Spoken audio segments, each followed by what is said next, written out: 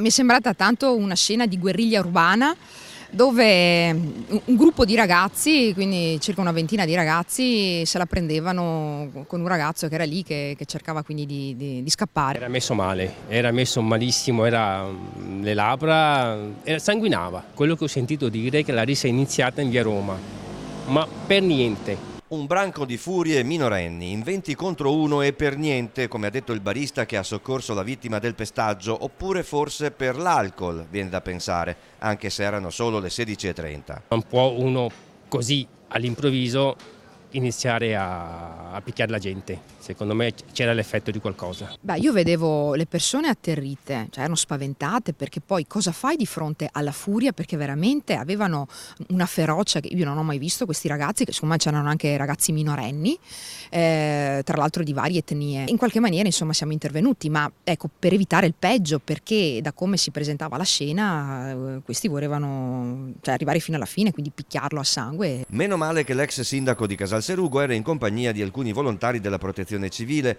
La divisa ha almeno dato un riferimento alla fuga del malcapitato ragazzo e i volontari lo hanno protetto e messo al riparo nel bar di Daniel. Il tutto davanti a famiglie ferme alla fermata del tram e alle vetrine dello shopping, dietro il Bo'.